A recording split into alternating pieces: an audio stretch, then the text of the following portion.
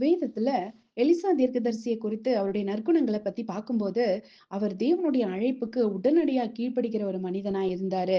அது மட்டும் இல்ல, தேவனுடைய வரங்களை வாஞ்சியோடு நாடுகிற ஒரு மனிதனா இருந்தாரு. அந்த வரங்களுக்காக அவர் ஏக்கம் கொண்டார். அதனாலதான், உனக்கு என்ன வேணும் அப்படின்னு சொல்லி எலியா அவர்கிட்ட கேட்டப்போ, உம்மிடம் உள்ள ஆவியின் வரம் எனக்கு இரட்டிப்பாக வேண்டும் அப்படின்னு சொன்னாரு. 3வது, வாஞ்சியோடு கூட எலியாவை தொடர்ந்து போறாரு. தாகமுள்ளவன் மேல் தண்ணீரையும் வறண்ட நிலத்தில் ஆறுகளையும் ஊற்றுவேன் அப்படின்னு வேதத்துல சொல்லப்பட்டிருக்குது.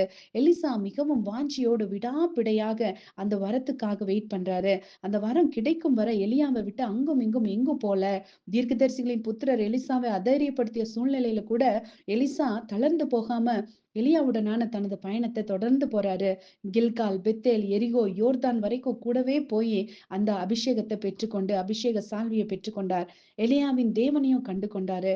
ஆமாங்க. இதுவரை தன்னை வழிநடத்தி வந்த எலியா திடீரென சுழல் காற்றில் எடுத்துக் கொள்ளப்பட்ட உடனே திக்கு திசை தெரியாதவராக எலியாவின் தேவன் எங்கே அப்படின்னு யோர்தான் நதியை அடித்து அந்த சால்வையினால அதை அடிக்கிறாரு. அப்போ அந்த தண்ணீர் பிரிந்தது. உடனே எலிசா எலியாவின் தேவன் என்னோடுதான் இருக்கிறார் அப்படின்னு கண்டு கொண்டாரு.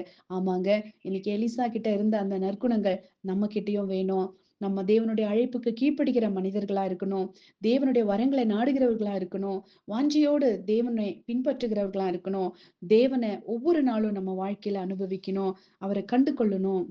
அப்படி இருந்தா நிச்சயமா தேவனுடைய இரட்டிப்பான வரத்தை நம்ம பெற்றுக்கொள்ளலாம்.